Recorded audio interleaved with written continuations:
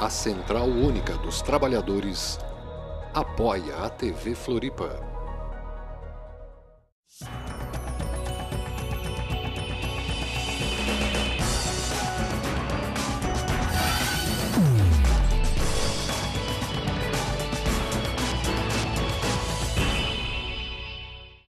Bem-vindo a este Floripa em Foco especial com os filiados à TV comunitária. É com muito prazer que recebemos o René Muraro. Bem-vindo, René. Tudo bem? Bem-vindo, é sempre um prazer receber o vice-presidente da Central Única dos Trabalhadores aqui de Santa Catarina e que é também diretor do Sintrazem, né, René? Isso. E também recebemos o Mário Dias. Bem-vindo, Mário. Obrigado, Silvio. Mais uma vez um prazer estar aqui na TV Floripa, na TV aberta. Sempre disposto a colocar as questões sociais, questões sindicais para toda a população. E a população dá o retorno, né? Exatamente. Tem assistido, acompanhado, elogiado, né? Trabalha dessa forma. Realmente, comentamos há pouco que tivemos bastante retorno da população, né? Com ligações, com e-mails, né? Legal. Sempre incentivando o nosso trabalho. Né? O Mário Dias já esteve aqui em outros Floripa em Foco, representando o Sinergia, né? Que é o sindicato que representa a categoria dos eletricitários. Exatamente. Aqui de Florianópolis e região. O René e o Mário estão aqui para falarmos sobre o plebiscito popular para um novo sistema político. É uma coisa que você vai ouvir falar muito ainda.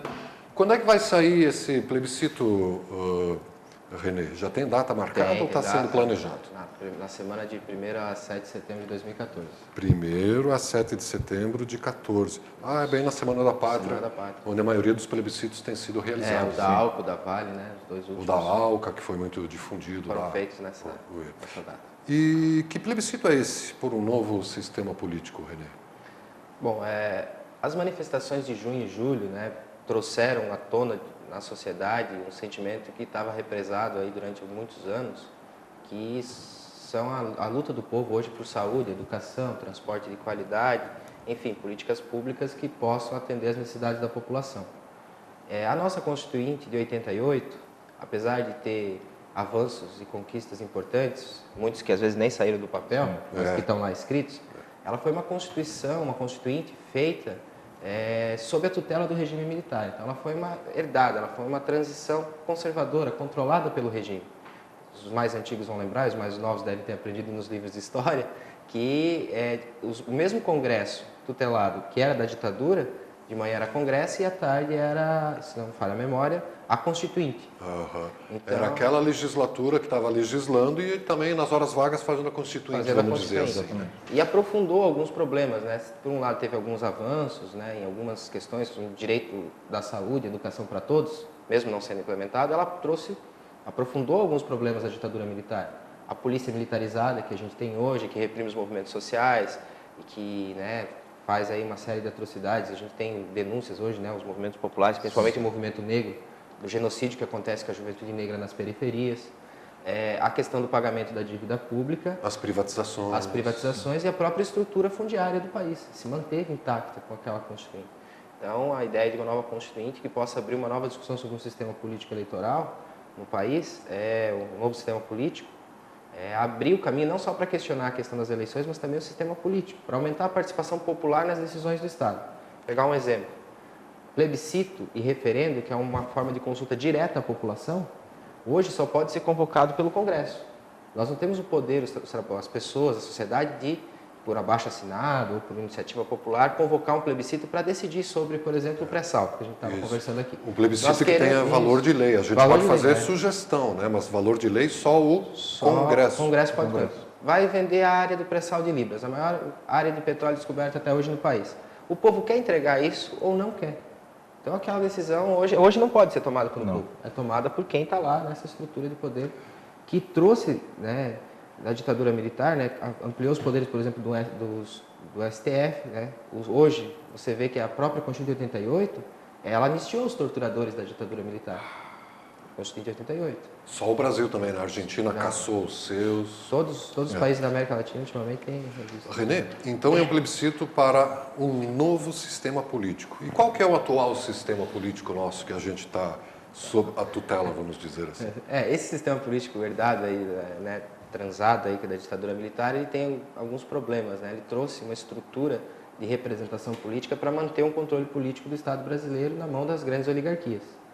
Não é à toa que 279 são empresários, não sei, cento e tantos aqui na página 9, na página 9 aqui da cartilha. Vamos falar.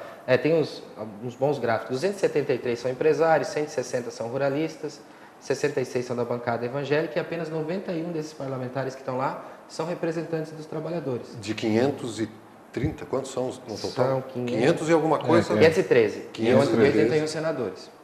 E ela trouxe uma coisa que é engraçada, assim, a população às vezes não se dá conta. No Brasil, uma pessoa não vale um voto, sim. Por conta desses 513, eles estão arranjados dentro do Congresso Nacional, com representações por estado, onde um voto no estado de São Paulo equivale 11 votos de São Paulo equivalem a um voto em Rondônia. Em Santa Catarina, 5 ou 6 para um voto em Rondônia. Então não se trata aqui de fazer um bairrismo sulista ou sudeste. Mas tem alguma coisa errada, né? Tem alguma coisa errada. Se uma pessoa não vale um voto, essa democracia nossa ela não é igual. E por que eles pensam? Por que foi feito isso? Porque você conseguiu manter um controle político através da oligarquia ruralista do Nordeste com o grande empresariado de São Paulo. Porque se você precisa de 11 votos para valer um lá, então as campanhas, você pode ver que as campanhas mais caras do país, que tem maior gasto, hoje estão concentradas no Sudeste. Então quem pode ganhar, hoje no sistema que a gente tem, onde 95% do financiamento é feito por empresas, de todas as campanhas eleitorais, e os gastos giram numa média de 4,4 milhões. 4,4 milhões. Cada campanha, né? Cada campanha. 250 mil reais por mês, quer dizer, 1/10 do salário do cidadão, né? Do cidadão. Alguma coisa está muito errada. Quem tem dinheiro para bancar uma campanha dessa é o grande empresariado do Sudeste com a oligarquia ruralista. Então, esse é o sistema político que a gente tem hoje. É por isso que as leis não são feitas para atender o povo. Quando são feitas para atender o povo, como a lei do piso nacional do magistério, elas não são cumpridas e as pessoas que não cumprem não são penalizadas. Mário, e por que a Constituinte, por que esse plebiscito para um novo sistema político tem que ser exclusivo e soberano? O que significa isso? É sensível. Essa exclusividade ela parte do seguinte sentido, assim, como a gente entende que a atual Constituinte ela não é exclusiva por tratar dessas questões que o René colocou, porque advém de um regime totalitário, de um regime militarizado, né, que ela na verdade democratizou, porque era um anseio da população na época realmente. Só que houve realmente esse casamento com essa antiga ditadura, né? Então, o que está vigente hoje no país é esse casamento que hoje o povo entendeu que não dá mais certo, entendeu? Então, tem que haver essa soberania, tem que haver essa exclusividade. O povo tem que ser exclusivo, o povo tem que dizer o que tem que ser feito, o que não quer. Então, as respostas para junho, por exemplo, os movimentos sociais de junho, né, que eu quero colocar aqui que o Sinergia foi um dos poucos sindicatos aqui da nossa região que foi para a rua desde os primeiros movimentos. Nós temos material, acho que já foi colocado até no Floripa em Foco, por um outro companheiro nosso. Fotos, né? Nós fomos para esse mesmo movimento, porque nós tínhamos a intenção e até a mesma consciência, assim como todas as pessoas, todos os manifestantes que estavam nas ruas, de que alguma coisa precisava ser feita. Entendeu? E hoje a gente tem além de ter essa consciência, a gente também tem essa obrigação de estar incluído nesse movimento, estar participando dessa cartilha, estar participando desse plebiscito. A Sinergia hoje está na coordenação, né? Está em 2 coordenações. Pois é, quem é que está promovendo esse plebiscito, Mário? São vários sindicatos, são vários movimentos sociais, tem gabinete de vereadores, sociedades são mais de 200, todos estão elencados e não dá nem para a gente identificar qual muita gente, muitas entidades mesmo. E tem mais algumas ainda para serem inscritas na cartilha, entendeu? Vai ser realizado na Semana da Pátria de 2014. Até lá muita gente vai se agregar. Né? Entre o dia 1º e o dia 7, né? Está aberto, né? Quem quiser participar do comitê. A tendência agora é que mais pessoas agreguem valor a esse movimento, né? E se inscrevam, porque a gente está precisando muito de voluntários, já existe uma gama muito grande de voluntariado, né? Na verdade, o plebiscito se faz com a população, para a população, né? O governo não interfere nisso, nenhum organismo. É por isso que se diz que é um plebiscito popular. Exatamente. A própria população vai organizar, fazer, se manifestar. O povo referenda, né? O Estado tem que acatar, né? É uma decisão popular, senão não teria como. Aconteceu isso com a ALCA, como a René falou, apesar de não ser oficial, não ser legal, porque ele não partiu a nossa Constituição não permite, né, que parta do povo, vamos dizer assim, teria que partir lá seria da Assembleia, do Congresso, né? Congresso Nacional que pode. Mas ela tem esse peso. O peso é tamanho que é capaz de realmente... O Congresso acatar, né? Eu acho que vai ser difícil não acatar. No da ALCA foram mais de 10 milhões de pessoas que votaram. Uma representatividade muito grande, né? Então... E aqui em Santa Catarina, quem é que está organizando, René? Então, basicamente essa lista aí que o Mário falou, das entidades nacionais, todas elas no estado têm suas representações e o comitê segue essa mesma estrutura. Assim, dá um programa para nós falar só para ler os nomes das entidades. Mas a gente espera envolver mais pessoas, a gente sabe que a tarefa, né, Mário, não é simples assim de organizar. A gente quer colocar a urna em todos os locais possíveis e imagináveis para que a população possa de fato vir e expressar a sua opinião, né? A questão da Constituinte Exclusiva e Soberana, só um detalhe, acho que é importante explicar para a população que está nos assistindo, que ela é exclusiva e soberana também porque as pessoas que vão ser, na nossa defesa, né, essas pessoas que vão ser eleitas para isso, elas só vão eleitas para fazer isso. Só isso? Só para discutir isso. Elas depois disso não tem mais mandato. Acabou o plebiscito, não teriam... Porque assim, como que a gente vai ter uma reforma do sistema político se tudo aquilo que a gente disse, quem está lá hoje no poder, vai abrir mão... Né, de toda a estrutura de poder que eles construíram. Então não vai ter como. Ou se constrói uma Constituinte exclusiva e soberana com pessoas eleitas, só para isso, para esses fins, pela população, especificamente sem Senado, unicameral, uma pessoa, um voto, para que de fato a gente possa sem serem remuneradas ou custeadas por algum tipo de empresa ou governo. Né? Então, quer dizer, é o voluntariado que está promovendo esse plebiscito. Se você, telespectador internauta, não quer ser voluntário na Copa, venha ser voluntário no plebiscito popular para um novo sistema político. Né? Exatamente. Mário, e para fechar assim, por que você, como pessoa, como cidadão, resolveu se engajar nessa luta por um plebiscito? Como pessoa, apesar de estar ligado ao sindicato, né, a nossa consciência política, né, Silvio? Eu acredito que todo mundo que adquire uma certa consciência política, ele não tem como ficar parado, vamos dizer assim, ficar estagnado diante de um momento tão importante que a gente está vivendo. Né? Mais uma vez, esse movimento, eles foram criados na rua, essa vontade foi criada nas ruas, né? O governo entendeu isso, né? Tanto que a presidenta foi para a televisão... No dia seguinte? Me parece que foi no dia seguinte, exatamente. Isso foi no dia seguinte, e, de certa forma, também convocou a população para esse tipo de participação. E está aí, o resultado está aí.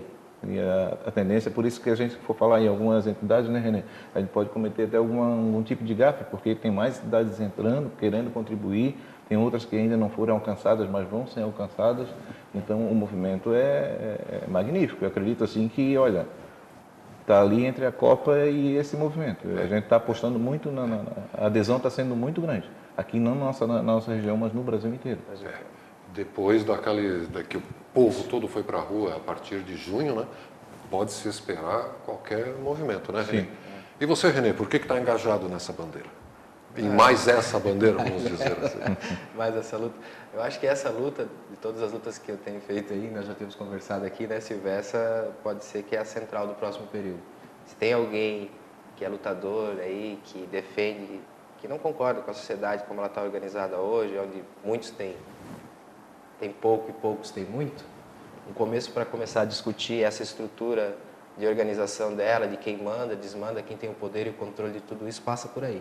Então, na minha opinião, dá a palavra para mim, que sempre lutei junto aos trabalhadores e aos oprimidos da sociedade, fazer essa discussão e dar de volta a palavra ao povo, para que o povo possa decidir sobre os destinos do nosso país, eu acho que é a luta central do período e acho que isso que o Mário falou reflete muito bem. Desde o começo, né, Mário, do comitê, até o dia de hoje, as reuniões só têm aumentado. Só tem aumentado. Não teve uma reunião que, assim, tal entidade saiu. Não, pelo contrário. Entraram, uma entrou 2, na outra entrou 5, na outra 7, 8 e, sabe, cresce quase numa progressão geométrica. Olha, aonde é que tem sido as reuniões? No Sintesp agora, nós temos meio que... Ultimamente no Sintesp, houve Sinergia também. Sinergia, começou a Sinergia. A primeira foi no Sinergia, acho que a primeira e a segunda. E algumas outras duas foram as últimas no Sintesp, né? Acredito que a próxima também seja o Sintesp. O Sinergia e o Sintesp são os dois sindicatos que estão no centro e politicamente também engajados nessa discussão. São os que têm, digamos assim, sido nosso comitê, entre aspas, aí, a sede do comitê. Né? E quem quiser se aproximar, tem algum contato já? Como é que faz? Procura você no Sintrazem ou o Mário no Sinergia? Existe um site do Tem um do site no né? Facebook, as pessoas podem ter a fanpage, né? Plebiscito Popular por uma Constituinte. Entra lá, procura lá, entra. Ou procurar os próprios sindicatos. Aqui tem o Sinergia, o Sintesp, a CUT, a CTB, o MST. Vá atrás que vai encontrar. Em alguns sindicatos. É possível até que no site da TV Floripa, né? Acho que a gente pode colocar alguma coisa. Legal. Podemos E colocar no próprio Sinergia e Sintesp, que hoje são aí os mais como sede, se ligar lá, as pessoas têm informação para passar. Está dado o recado. René Muraro, vice-presidente da Central Única dos Trabalhadores aqui de Santa Catarina, e o Mário Dias, diretor do Sinergia, o Sindicato dos Eletricitários, aqui no Floripa em Foco Especial dos filiados à TV Comunitária, falando do plebiscito, um novo sistema político para nós brasileiros, para a nossa nação. Obrigado pela presença, meninos. Nós agradecemos o espaço. Nós agradecemos. E obrigado pela audiência, você telespectador e internauta, e acompanhe a reapresentação deste Floripa em Foco daqui a pouco, a partir das 22 horas, aqui na TV Floripa. A TV que você vê, ouve e sente a diferença.